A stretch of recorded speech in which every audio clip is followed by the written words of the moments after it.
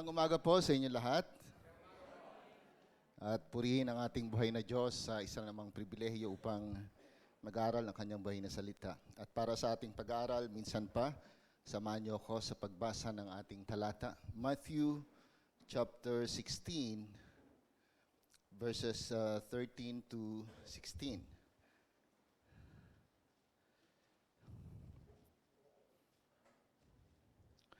Verse 13 says, when Jesus came to the region of Caesarea Philippi, he asked his disciples, who do people say the Son of Man is? They replied, some say John the Baptist, others say Elijah, and still others Jeremiah or one of the prophets. But what about you, he asked, who do you say I am? Simon Peter answered, you are the Messiah, the Son of the living God. Tayo pang lahat ay manalangin. Aming Ama na nasa langit, kami po ay muling lumalapit sa inyo at nagpapasalamat sa kalayaan na meron kami upang sama-sama na magtipon at sumamba sa iyong dakilang pangalan and at the same time pag-aralan ng iyong buhay na salita. Hinihingi po namin ang pangunguna ng Banal na Espiritu sa bawat isa po sa amin at nawa. Sa pag-aaral na ito, bigyan mo rin kami ng kababaang loob na tanggapin ang mga katotohanan mula sa iyong buhay na salita at sa inyong biyaya. Tulungan mo kami na ito ay aming maipamuhay sa ikalululhati po ng iyong dakilang pangalan. Ito ang aming panalangin sa pangalan ni Kristo Jesus. Amen. A.W. Tozer said, what comes into our minds when we think about Christ is the most important thing about us. The purpose of man's life and his eternal destiny depends upon his personal relationship to our Lord and Savior Jesus Christ. Sa makatuwid, pwede nating sabihin na imposible na ma-overemphasize natin ang kahalagahan ng pag-aaral patungkol sa ating Panginoong Hesus, malaman kung sino siya at ano ang kanyang ginagawa sa buhay ng bawat isa po sa atin. It is always right to strive to know Him more. It is always right to desire to intimately know our Lord and Savior Jesus Christ. Like Apostle Paul in Philippians chapter 3, verses 7 to 10, kung saan sinabi niya na his utmost desire is to know the Lord Jesus Christ. And I hope and pray that this morning, kung hindi pa man, ito nawa yung maging desire din ng puso ng bawat sa atin. Makilala pa ng lubusan ang ating Panginoong Jesucristo. So sa talata na ating binasa, the Lord Jesus Christ spent about 2 years, so more than 2 years of teaching and training His students. Then after an interaction with some false teachers, ay kanyang binalaan yung kanyang mga disipulo na sila ay mag-ingat, lalo na sa mga katuruan ng mga Pariseo at Eskriba. At sa kanilang pagpapatuloy, dinala ng Panginoon ang kanyang mga disipulo dito sa Caesarea Philippi. Now this is interesting because this place is the central o yung pinakasentro ng pananampalataya o iba't ibang mga relihiyon noong mga panahon na yon dito sa Philippi. At sa lugar na ito, makikita natin na napakaraming mga niche na kung saan nakaukit yung iba't ibang mga Diyos-Diyosan. At dito rin matatagpuan ang 14 na templo ni Baal. Sa madaling salita, iba't ibang mga pagsamba o pagkilala sa Diyos-Diyosan ang naroon sa lugar na ito. Now, this is interesting because sa kanilang paglalakbay, 3 gospel ang binanggit na nagsabi na ito ay ginawa ng Panginoon, and I believe this is intentional. Dinala niya yung mga tao doon upang tanungin, kilalanin, o muli ipakita na nakilala niyo na ba talaga ako? Nagkaroon na ba kayo ng tunay na pagkaunawa kung sino ako? Kaya dito niya tinanong kanyang mga disipulo, ano ba yung sinasabi ng mga tao patungkol sa akin? O sino ba talaga ako? At dito pinakita rin ng Panginoon yung malaking contrast. Sino siya at sino yung mga Diyos-Diyosan na sinasamba ng mga tao? Bakit niya dinala doon sa pinakasentro ng pagsamba ang kanyang mga disipulo? Sapagkat meron siyang gustong ituro na napakahalaga. And I believe this is also true for all of us. Pag pinag-usapan natin ang ating paniniwala, we have different opinions, different views about God, but the most important thing is ano yung sinasabi ng salita ng Panginoong Diyos patungkol kung sino siya. So sama-sama nating tunghayan ang napakagandang talatang ito. 3 bagay lamang po yung ating pag-aaralan ngayong umaga. Pero kung tatanungin ko kayo, sino nga ba talaga si Kristo para sa inyo? If I were to ask you this morning, who is the Lord Jesus Christ for you? Maybe most of us, if not all of us, would say that He is my Savior. But more than that, I hope and pray na mas lumalim pa yung pagkakilala natin sa ating Panginoon. So 3 bagay. Number 1, let's look at the people's comment about the Lord Jesus Christ. In verse 13 to 14, ang sabi po dyan, when Jesus came to the region of Caesarea Philippi, He asked His disciples, "Who do people say the Son of Man is?" They replied, "Some say John the Baptist, others say Elijah, and still others Jeremiah or one of the prophets." After just what I've said a while ago, after more than 2 years of being with His disciples, tinanong niya yung mga disipulo, sino ba talaga ako para sa inyo? And then He used the term Son of Man to refer to Himself. And by the way, this title is used more than 80 times, emphasizing the humanity of our Lord and Savior, Jesus Christ. And at the same time, ito ay nagpapakita rin ng kanyang pagpapakumbaba. Meron tong laro kung bakit ito yung ginamit niya na salita doon sa susunod na hinahanap niyang tugon sa kanyang mga disipulo. Kaya ang ginamit niya is, sino nga ba talaga anak ng tao? O ano yung sinasabi ng mga tao patungkol sa anak ng tao? In Daniel chapter 7, verses 13 to 14, he uses it more as a sign of His humiliation, but as a sign of His identification with humanity. Now, if anyone would ask, who do people say I am? Or pag sinabi natin na, ano ba yung sinasabi ng mga tao patungkol sa akin? Siguro sasabihin natin, ito ay merong pride sa bawat sa atin.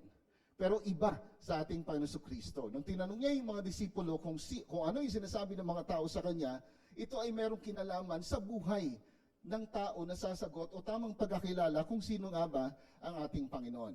And I believe this is a crucial question. Hindi lamang sa mga disipulo, kundi sa bawat isa po sa atin. He spent 2 years with his disciples. They have seen how He heals the sick and all the miracles na ginawa ng ating Panginoon. They have heard His teaching. Nakita nila yung pagbabago ng buhay ng mga taong lumapit sa Kanya. At ngayon, tinatanong ng Panginoon, who do people say I am? And naniniwala ako na ang Panginoon Kristo hindi naghahanap ng sagot sa mga taong ito na hindi niya alam kung ano yung nasa isip ng mga tao na nasa paligid.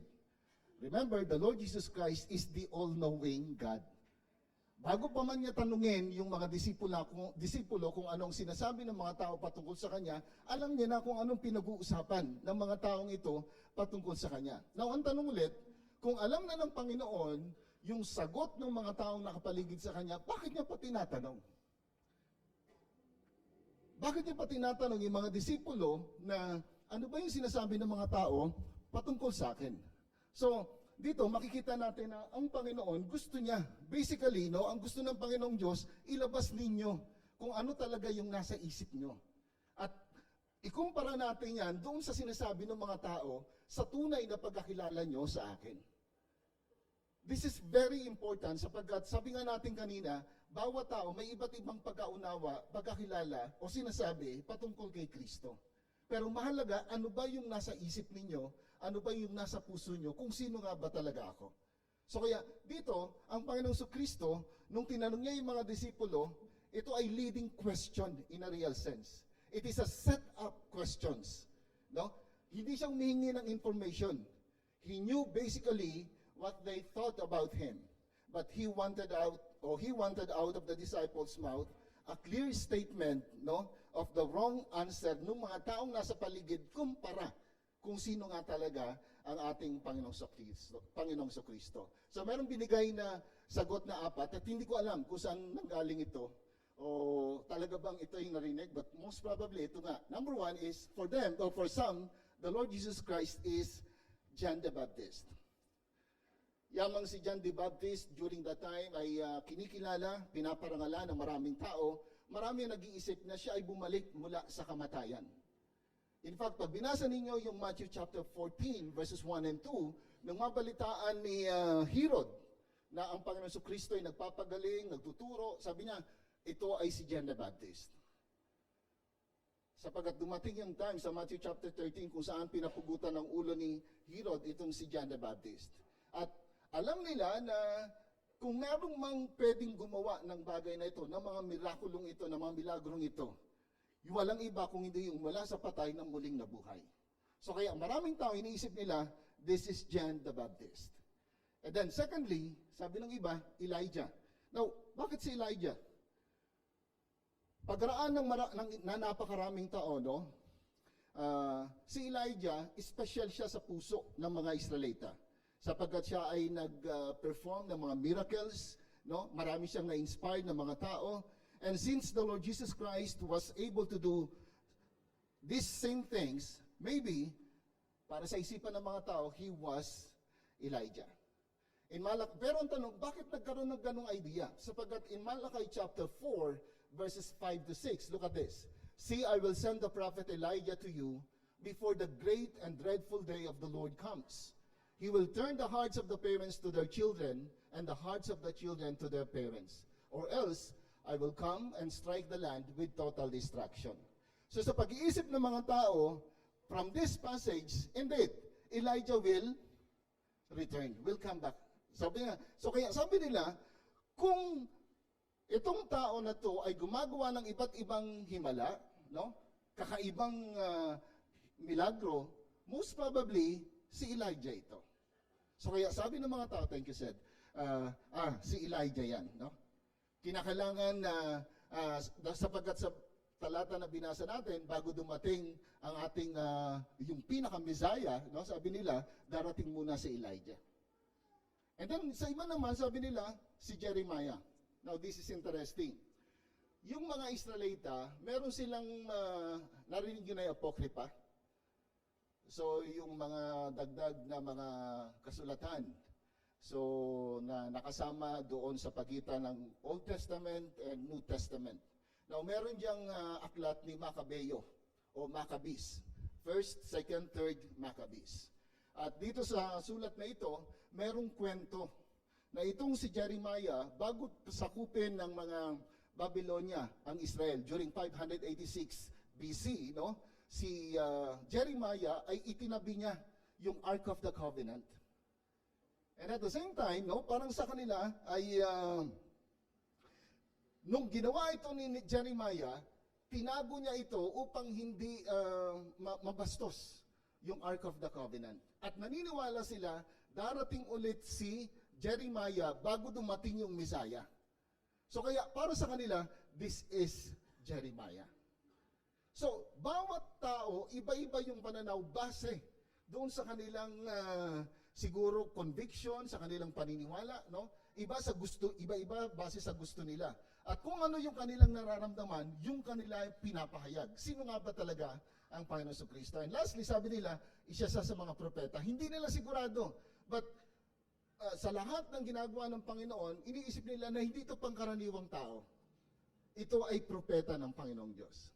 At tulad ng mga tao during that time, ganun din sa panahon natin ngayon. Meron tayong iba't ibang pananaw, ibang pag-iisip, base sa kinalakihan natin o sa pananaw na meron tayo, sino nga ba talaga ang Panginoong Kristo? For some, no, the Lord Jesus Christ is just a man, not God. Katulad ng Iglesia ni Cristo, ng Jehovah's Witnesses, naniniwala sila na tao lamang ang ating Panginoong Kristo. Sa mga Muslim, si Jesus, ang Panginoong Kristo ay isa lamang propeta, a good teacher, a fine religious leader, but not God. At para sa iba naman, no, sa mga Mormons, siya ay anak ng Diyos, pero maliit na letter S. In fact, lahat ng tao para sa kanila ay anak ng Diyos, lahat ng Mormons, at sila ay magiging Diyos. So, iba-ibang pananaw, iba't ibang pag-iisip, sino nga ba talaga ang Panginoong Kristo? And you know what? Gaano man kaganda ang sinasabi ng tao patungkol kay Jesus, subalit kung ito ay taliwas sa sinasabi o pagpapahayag na salita ng Panginoong Diyos o kulang sa pagpapahayag ng Panginoong Diyos, ito ay magdudulot lamang ng tiyak na kapahamakan. My point this morning is, it is very, very important to have the right knowledge kung sino nga ba talaga ang ating Panginoong Kristo. Hindi mahalaga kung ano ang sinasabi o paniniwala ng mga taong nakapaligid sa atin. Ang mahalaga, sino si Kristo para sa iyo base sa pagpapahayag niya sa kanyang buhay na salita. So para sa mga tao, siya ay si John the Baptist. Siya ay si Elijah, siya ay si Jeremiah o isa sa mga propeta. Pero dinugtungan ng Panginoon yung kanyang tanong. Now, the personal concern of the Lord Jesus Christ for His disciples.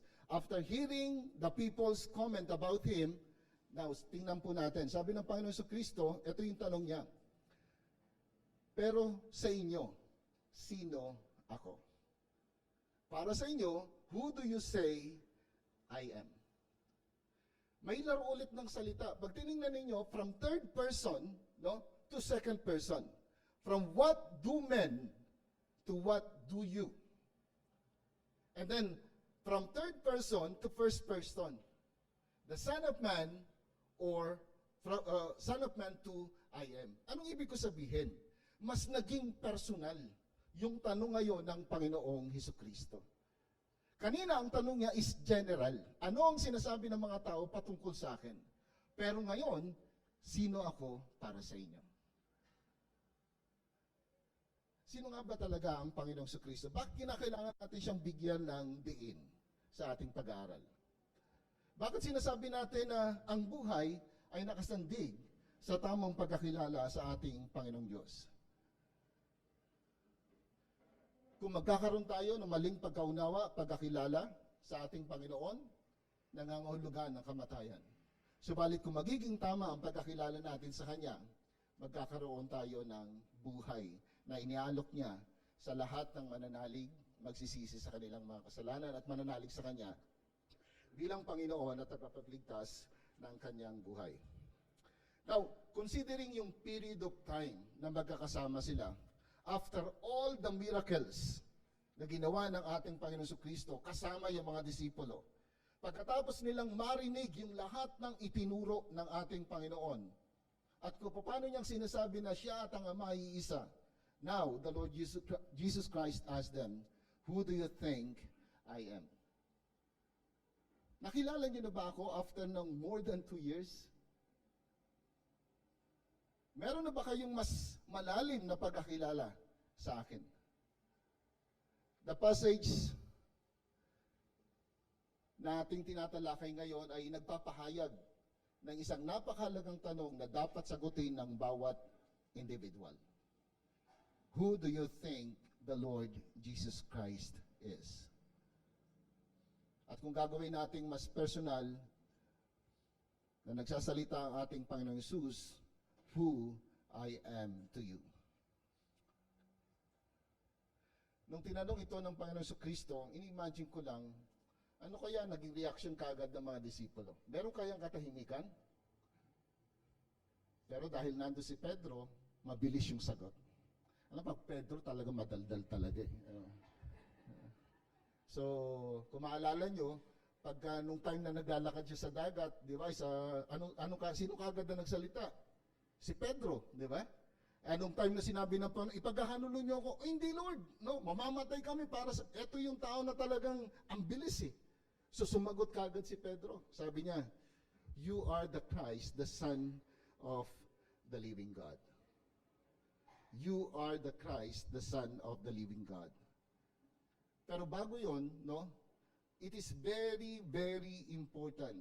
Ulitin ko ulit, paulit-ulit ito, no, mahalaga na bawat isa sa atin merong tamang pagkakilala kay Kristo. Maaaring ito yung pagkakilala ni Pedro. Pero ikaw, sino ba talaga ang ating Panginoong Kristo? We really have to answer that very crucial question because it is life and death. So tingnan natin yung sagot ni Pedro. Peter's confession of our Lord and Savior Jesus Christ. Sabi niya, thou art the Christ, the Son of the living God. Peter said, you are the Christ. In other words, you are the Messiah, the anointed one of God. Yung salitang Christ, ito yung official title ng ating Panginoon. At ito ay ginamit ng more than 500 times sa Bible bilang pagpapahayag na siya nga yung tunay na makapagliligtas, makapag-ahon sa atin mula sa lugmok ng kasalanan. It means that He was anointed or consecrated to His great redemptive work as prophet, priest, and king of His people. Sa Old Testament, mayroong tatlong posisyon, no? Na yung king, prophet, at saka yung priest. Bawat isa may kanya-kanya silang tungkulin. As prophet, sila yung spokesperson ng ating Panginoon. They foretell kung ano yung sinasabi o yung revelation ng ating Panginoong Diyos. At bilang hari, sila yung ginamit o anointed para pangunahan ang kanyang bayan. Pero as priest, sila naman yung nag-mediate between God and men. Now, sa Old Testament, merong ilan lamang, like Samuel, siya ay prophet at at the same time siya ay priest sapagkat nag-o-offer siya ng sacrifice sa Panginoon. Pero wala kahit na sa Old Testament na kumuha ng tatlong posisyon. Pero pagdating ng Panginoon Kristo, pinapakita sa pahayag ni Pedro, no, na siya yung pinili ng Panginoong Diyos, anointed ng Panginoong Diyos upang maging hari at propeta, ganun din naman pari ng bawat isa po sa atin. Kaya pag tinignan ninyo yung Old New Testament, ang daming pagkapahayag na the Lord Jesus, especially the book of Hebrews, na si Kristo ay higit na mahalaga o higit na kanino man. Masigit siyang priest kaysa kay Aaron, masigit siya kaysa kay Moses, na kung saan kinikilala nila na pinagmula ng batas na meron sila. So bilang pagpapakita, sino nga ba talaga ang ating Panginoong Hesukristo? So He is the anointed, the Messiah, He is the Messiah, the anointed one, no? At sinasabi natin na He is the Savior sent of God. At ginamit yung salitang redemptive work ng Panginoon dito as the Messiah, sapagkat yun yung idea, yun yung pinaka-purpose, isa sa mga purposes kung bakit nagkatawang tao ang Panginoong Jesucristo.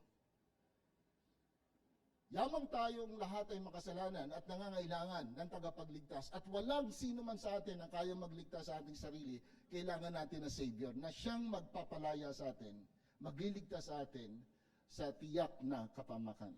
At ito ang ating Panginoong Jesucristo. And then sabi rin ni Apostle Pedro, He was the Son of the living God. He was the Son of the living God. He recognized the Lord Jesus Christ for who He claimed to be. Jesus truly is the Christ, the Messiah, the anointed one, the only begotten Son of the living God. Not a dead God, but a living God. Now, dito tayo babalik. Yung reason kung bakit doon dinala ng Panginoon yung mga disipulo sa Caesarea Philippi. Bakit of all the places, doon niya tinanong yung mga disipulo kung sino ba ako para sa inyo? Yung declaration ni Pedro may kinalaman. Sabi niya, you are the Christ, the Son of the living God. Can you imagine the place, no? Etong Caesarea Philippi, dito, maraming naniniwala na dito pinanganak yung isa sa mga Diyos-Diyosan na kanilang sinasamba, si Pan. In fact, ang pangalan na itong lugar na ito dati ay Panias. Pero pinalitan siya ng Caesarea Philippi bilang pagkilala kay Caesar na siyang namumuno during that time.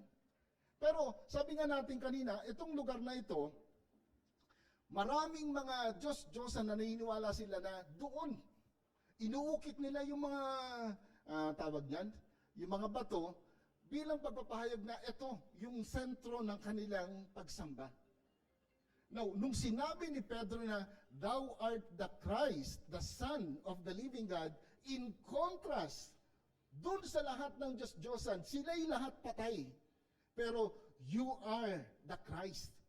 At ang Diyos ay buhay, hindi patay. Nakuha niyo pong idea?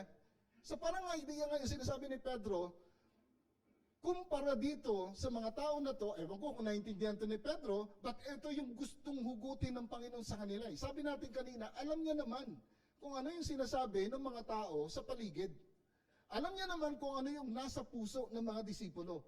Pero bakit kinakailangang i-voice out nila? Sapagkat gustong ilabas ng Panginoon yung contrast Sino nga ba siya compare doon sa mga Diyos-Diyosan? Beloved, this is the good news for all of us. We are worshiping the living God. At dahil buhay ang Diyos na sinasamba natin, yung pangako na tayo ay muling mabubuhay, yun yung ating katiyakan. Kaya sabi ni Pedro, di ba? Because the Lord Jesus Christ was resurrected, 1 Peter chapter 1 verse 3. We have this living hope that someday we too will be resurrected. Bakit? Kasi yung Diyos na sinasamba natin, hindi na natili doon sa mga nicho. Hindi na natili doon sa libingan. Hindi siya kayang i-contain ng kamatayan. Kaya after 3 days, muli siyang nabuhay. At yun yung Diyos na sinasamba natin. So kaya sabi ng Panginoon, sino ako para sa inyo? No? Waiting for the right answer from His disciples. Sabi ni Pedro, you are the Christ, the Son of the living God.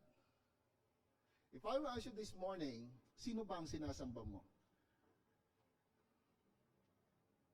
Sino ba si Kristo na sinasamba mo? Ang ibig ko sabihin, maaring sinasabi mo na ako kay Kristo naniniwala rin. Pero siya nga ba talaga yung Kristo na sinasabi ng Biblia? Would you believe na merong maaring iisa yung maaring Kristo ang sinasabi natin pero iba-iba yung Kristo na tinutukoy natin? Just what we have said a while ago, for some, Jesus Christ is only a man. That same name. Sa iba naman, siya ay namamatay taon-taon. Nakapako sa krus. Sa iba naman, siya ay isang anak ng Diyos, pero hindi Diyos na magiging Diyos lamang o isang propeta.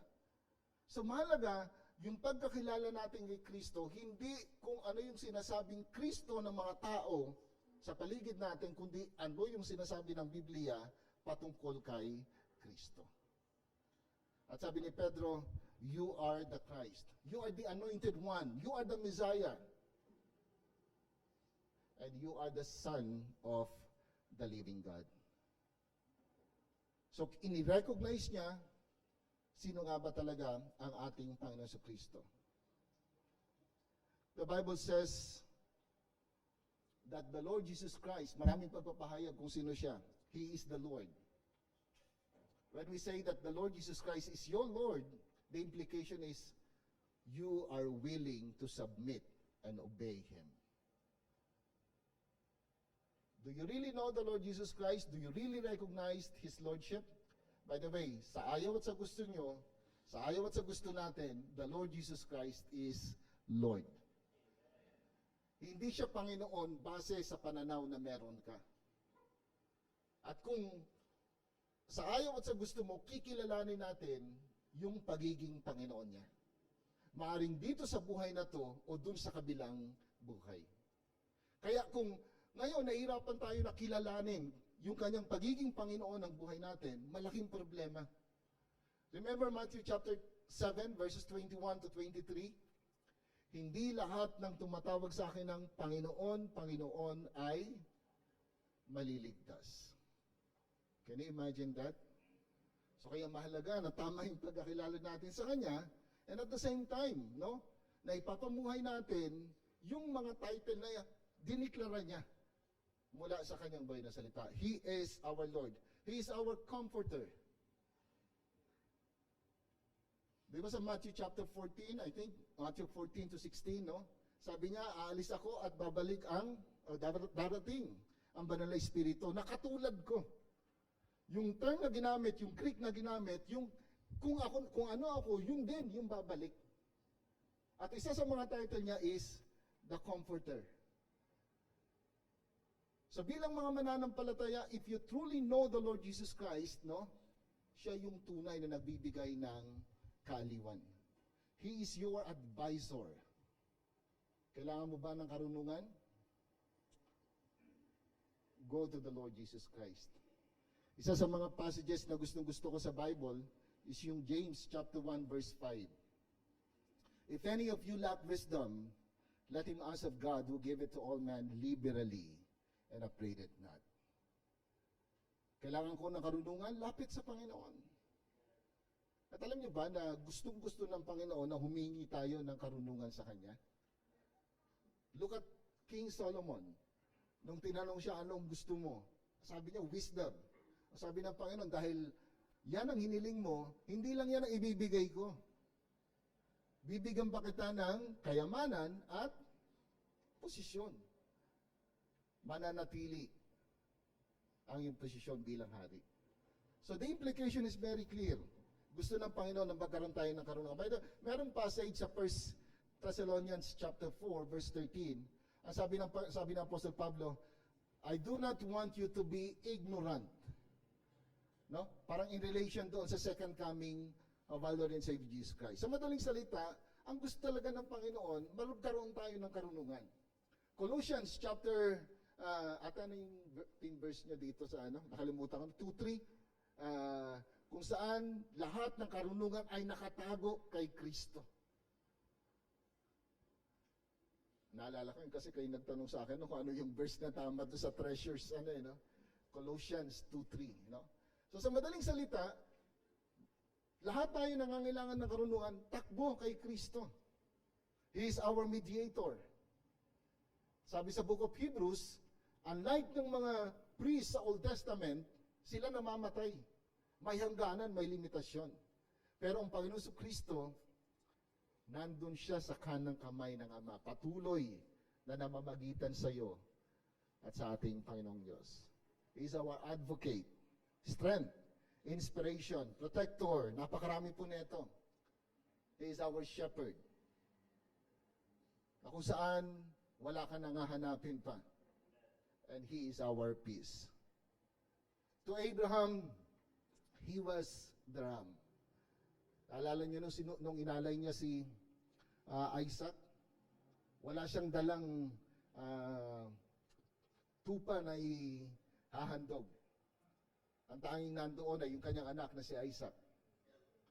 Pero pagkatapos niyang ialay, nung handa na siyang ialay si Isaac, then nakita niya yung ram, no, na naipit doon, yung kanyang sungay.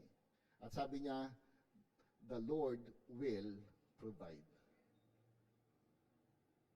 To Israel, He was the Lamb. That is why John the Baptist says, behold, the Lamb of God who takes away the sins of the world. To Ruth, he was a redeemer. Alala niya yung kwento ni Boaz? He was the king's redeemer. Meron silang, anyway, lalahaba tayo pag in-explain pa natin. To Nehemiah, he was a master builder. To David, he was a tender shepherd. To Solomon, he is the wise and all-knowing God. To Amos, he was the burden bearer. To Malachi, he was the son of righteousness with healing in his wings. To Mark, he was the suffering servant. To Apostle John, he was the light of the world. For Paul, he was a wonderful Savior. Napakadami pa.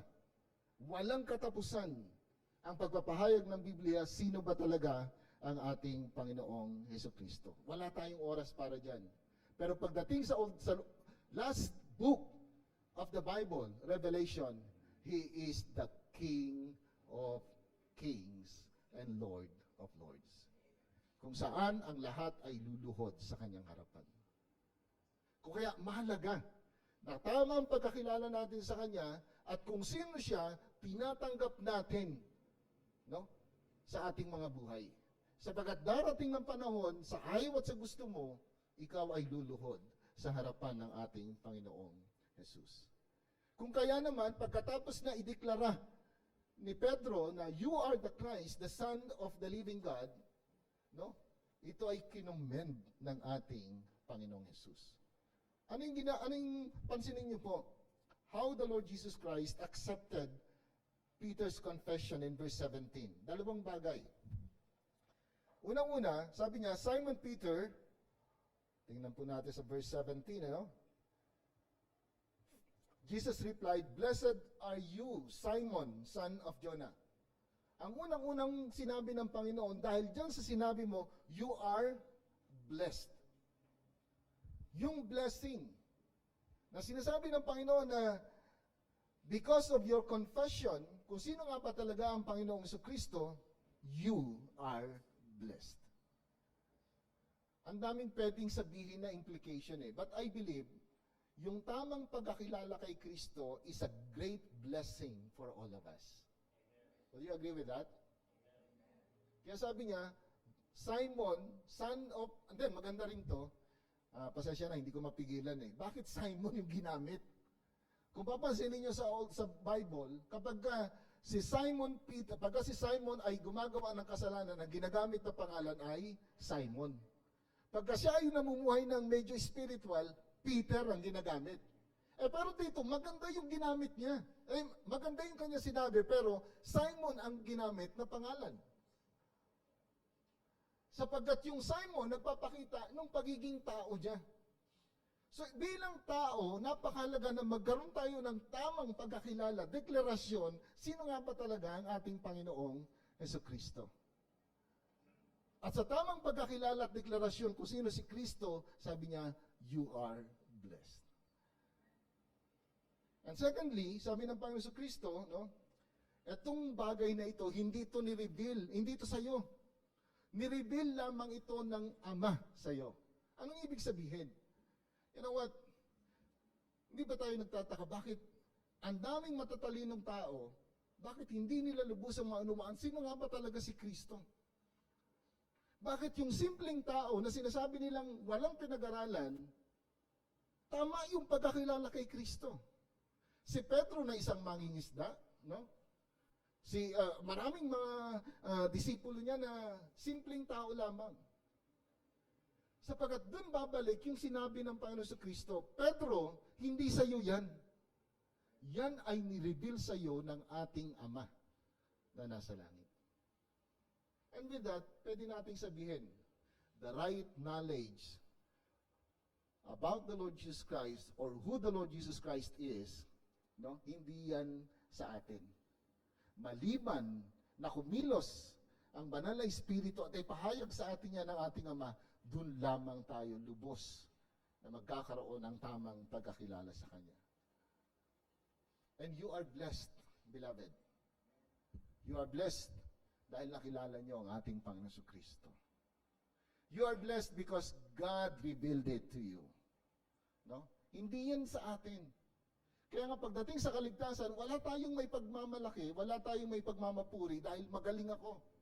Maraming taong nagsasabi na, alam niyo, Pastor, talagang noon pa man, nihanap ko na yung Panginoon Naghahanap talaga ako.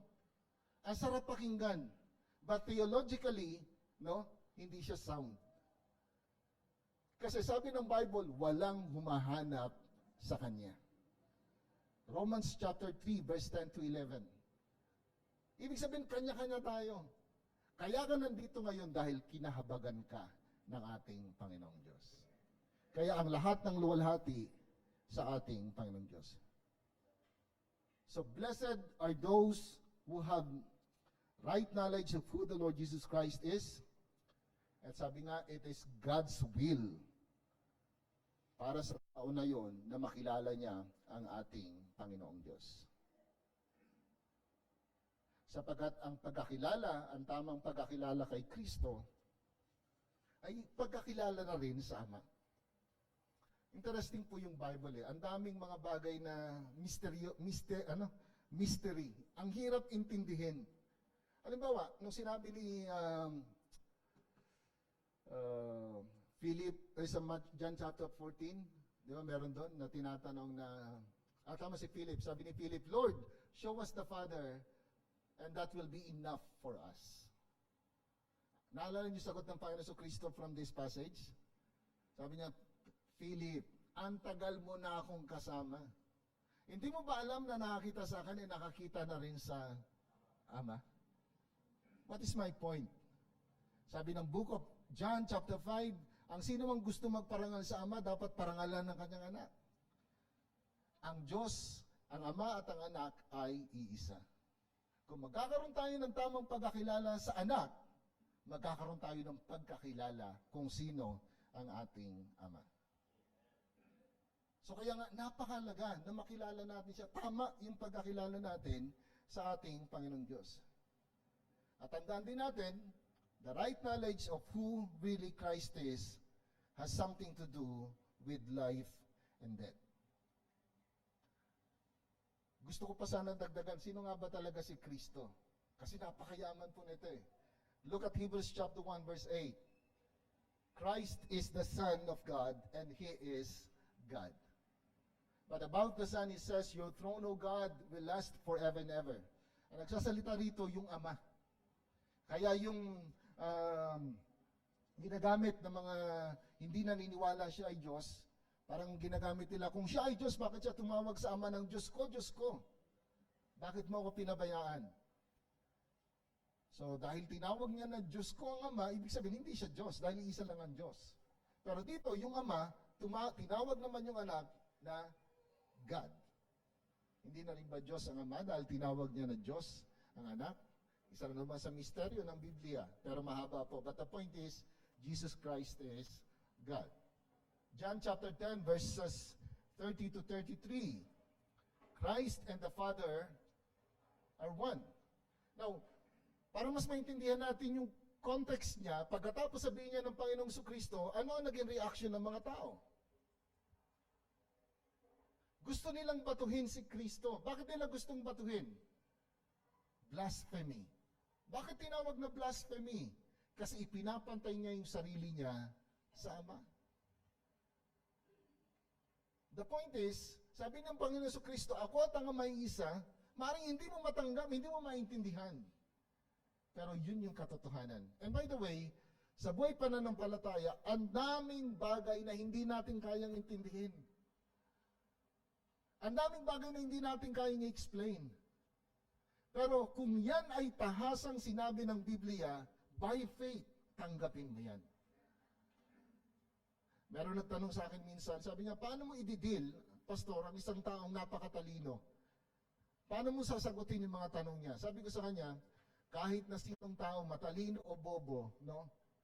Kung hindi niya tatanggapin na may pananampalataya ang sinasabi ng Biblia, kahit na anong sagot mo at paliwanag mo, hindi sila maniniwala. Sapagat it is only by faith na tanggapin mo yung sinasabi ng Biblia. And thirdly, Romans chapter 9 verse 5, Christ is our God. Theirs are the patriarchs, and from them is traced the human ancestry of the Messiah, who is God over all. Forever praised. Amen. So seven passages sa Bible directly na tinawag ang Panginoon bilang Diyos. At isa yan, Romans chapter 9 verse 5. And lastly, John chapter 1, 1 to 3. He is God and the creator of all things. Bakit siya yung solid rock? Bakit siya yung firm foundation natin? Because Christ, hindi lamang siya tao, siya ay Diyos na nagkatawang tao. Upang ikaw at ako ay tubusin sa lahat ng ating mga kasalanan. Now, kung si Kristo ay Diyos, no? O siguro sa negatibo, kung si Kristo ay hindi Diyos at siya ay tao lamang, anong kaligtasan ang naghihintay sa bawat isa sa atin? Meron ba? Kung si Kristo ay tao lamang, ibig sabihin, yung kanyang kamatayan ay baliwala. At hindi siya muling mabubuhay. Sapagkat lahat ng namatay, mananatili sa kamatayan, babangon lamang sila sa oras ng pag-uukom. Pero si Kristo ay hindi lamang tao. Siya ay Diyos. 100% human, 100% God. Tatanungin niyo ako paano nangyari, hindi ko alam. Siya ay Diyos, tayo ay tao. Pero dahil yun yung sinabi ng Biblia, tanggapin natin. Kung hindi siya naging tao, hindi nga tayo matutubos dahil tayong tao ang nagkasala. Pero kung hindi siya Diyos, hindi siya muling mabubuhay. Mananatili siya sa kamatayan. That is why He is 100% human, 100% God. Beloved, your personal confession about the Lord Jesus Christ is very important because your right confession about Christ will lead you to salvation. Look at Romans chapter 10. Pwede pong pakibasa?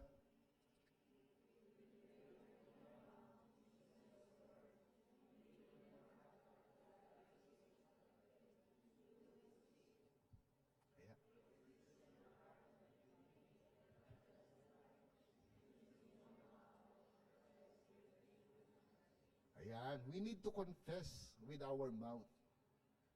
Huwag kayong mahiya na ang inyong sinasamba ay si Kristo na anak ng Diyos na nagkatawang tao.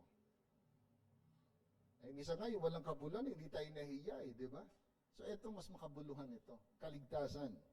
Now, kung gusto talaga nating makilala ang Panginoong Kristo, then, kinakailangan nating basahin ang kanyang buhay na salita. Maraming pagpapahayag patungkol kay Kristo, pero paano kung masasala yung tama at saka yung mali? Balik tayo doon sa kanyang salita. So kaya kung sinasabi natin na, Lord, gusto kitang makilala, pero hindi tayo nagbabasa ng Biblia, then, hindi mo siya makikilala ng lubusan. Kasi yun yung nagpapahayag, sino nga ba talaga ang ating Panginoong Yesus. Huwag niyo akong tanungin kung anong translation. Ang pinakamagandang translation yung binabasa ninyo. Ano mang translation yan, wag lang yung sana yung Tagalog-English naman, na Bible. Kung tinatanong ko, kala ko alam mo lahat. So, di ba may translation ngayon na parang pinadali nila yung translation? Wag lang yun. Pero kung anong Bible meron ka, basahin mo lang mga kapatid. No?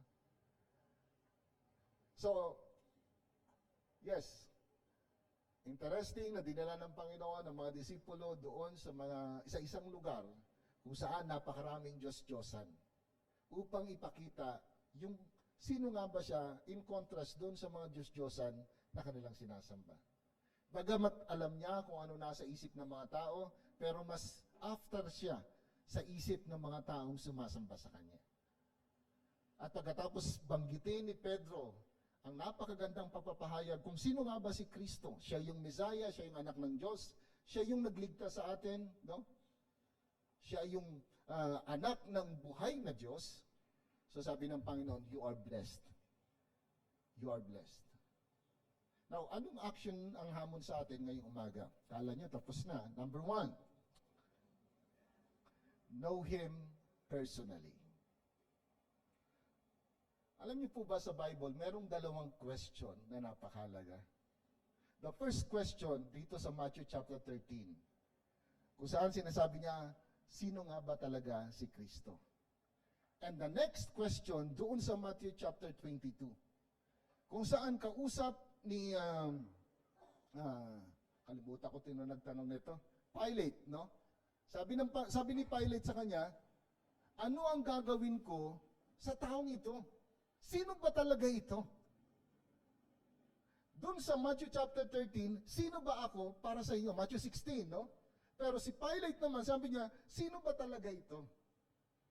Dalawang tanong na napakalaga, sino nga ba talaga si Kristo? At sino ba talaga si Kristo sa iyo? Hanggat hindi tayo nagkakaroon ng tamang pagkakilala sa Kanya, personal na relasyon sa Kanya, walang kaligtasan. Si Kristo ang anak ng Diyos na nagkatawang tao, namatay upang ikaw at ako na makasalanan, ay tubusin sa ating mga kasalanan. At sa pamamagitan ng pagsisisi natin ng ating mga kasalanan, at pananampalataya na sapat ang ginawa niya sa krus ng Kalbaryo, ang pangako niya ay kaligtasan. And by doing that, sabi ng John 1:12, bibigyan niya tayo ng karapatan. Sa ibang translation, kapangyarihan para maging bahagi ng dakilang pamilya ng Diyos. So, know Him personally. It is one thing to know about the Lord Jesus Christ, pero ang mahalaga, yung kilala natin siya personal. Second, ngayong nakilala mo na ang Panginoon Kristo, kilalanin mo siya ng mas malalim sa pamamagitan ng kanyang buhay na salita. Be intentional in your Bible reading. Sino na nakatapos ng buong Bible? Salamat sa 3, 5. Do you really believe that the Bible is the Word of God? Kung yan ay Word of God, ba't hindi mo binabasa? Naniniwala ba kayo na mahalaga ang Biblia sa buhay na meron tayo? Bakit hindi mo binabasa? Sabi ko sa layman, dalawa lang yan. Pag hindi ka nagbabasa ng Bible, either na may sakit ka or hindi ka pa Kristiyano. Kapag ka ang tao, no, Kahit na gaano kasarap pa yung pagkain sa harapan niya, pag may sakit yan, wala yung appetite. Agree? Pangalawa, kahit na gaano pa kadami ihanda mo dyan, pagpatay na yan, hindi yan kakain. Pag kumain yan, takbo ka na, di ba? Ganon din spiritually. Minsan tinatanong ng iba, bakit parang wala akong gana sa pagpapas... At taka muna, baka may sakit ka. Spiritually. Baka hindi ka pa Kristiyano. Mapalad tayo dahil hindi naman para itaas ang iglesyang ito. Pero dito ang daming grupo ng pag-aaral. Kaya pag sinabi, pagharap natin sa Panginoon at nangatwiran tayo, baka batukan lang tayo eh. Eh, ang daming opportunity, hindi mo tinanggap eh. Di ba? Kaya tuloy, kulang yung pagkakilala natin sa Kanya. So, know Him through His Word. Thirdly, know Him by attending discipleship program of the church. My point is, keep on knowing Him. Interesting ulit. Yung tao na nag-confess kung sino nga ba talaga si Jesus Christ is the same person na sumulat na sabi niya, continue to grow in the knowledge, in the grace and in the knowledge of His Son, Jesus Christ. Can you imagine? Ito yung tao na nagsabi na, you are the Christ, the Son of the living God. Sabi ng Panginoon, you are blessed, or you are blessed. And then, dinibilya ng Ama, eto ngayon, sabi ni Pedro, kilalanin pa natin ang gusto. Lumago tayo sa pagkakilala sa Kanya. Meron ba tayong ganong desire? Kasi ang isa sa mga bunga ng tunay na mananampalataya, yung regenerated na, no, yung buhay na pinanganak ng muli, merong bagong pagnanais. At ang isang pagnanais na yon, makilala natin ang lubusan ng ating Panginoong Diyos. Ang dami pwedeng sabihin eh. No? Last na tayo. Baka magalit na kayo. Number 4, make Him known to all. Merong logo yung GCF eh. Sabi niya, to know Him and make Him known. It is impossible for all of us to make Him known if we do not know Him personally. But if you claim that you know Christ, then it is your privilege and responsibility to make Him known. Natuwa ako kanina, meron nakita ko yung naglalaro sa Games for God. Ayun, tawag namin sa kanya, si Ant-Man eh. No? Praise God. Nandito siya. Make Him known. Ang daming paraan para ipakilala natin siya. Hinahanap ko kanina dito ngayon yung barbero eh. Wala yata rito eh. Kasi kung nandito siya, sasabihin ko sana, thank you sa aking... But I mean, kahit saan ka pumunta, pwede mong ibahagi si Kristo. Kaya nga sabi ni Paul, di ba? For I am not ashamed of the gospel of Christ. Why? Because it is the power, no? The power of God sa kaliligtas ng sangkatauhan.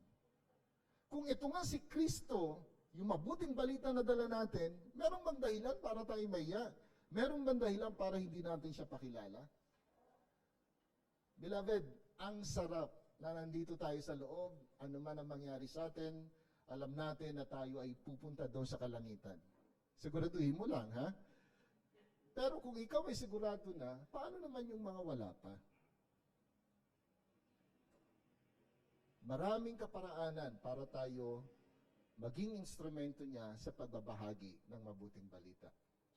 At ang sabi ni Apostle Pablo, napakaganda ng mga paa ng mga nagbabahagi ng mabuting balita. Walang eksema, walang no? So, I hope and pray na sa simple na passage na ito na tingnan natin, una, tama nga ba talagang pagkakilala ko kay Kristo? At kung tamang pagkakilala ko sa Kanya, it is high time now na mas makilala ko pa siya ng gusto.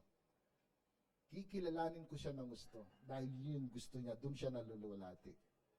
Pangatlo, ngayon kilala ko na siya ng gusto, ipapakilala ko naman siya sa iba. God bless po mga kapatid, tayong lahat ay manalangin. Aming Ama na nasa langit, pagpalain mo po ang iyong salita. At nawa, hindi lamang ito maging mensahe hanggang sa lugar na ito. Lord, napakalinaw po ng inyong kalooban, ng inyong naisin sa bawat isa sa amin na maging instrumento mo sa pagpapahayag ng mabuting balita. Salamat sa inyong biyaya na ikaw ay nagpakilala sa amin. Binuksan mo ang aming puso't isipan at magkaroon kami ng tamang pagkakilala sa inyo. Dalangin ko na nawa, patuloy ka pa naming pakamahalin at naisin na makilala pa ng lubusan at may pakilala rin naman sa iba. Pagpalain mo po ang mga anak mong ito sa pangalan ni Jesus tayong panalangin. Amen.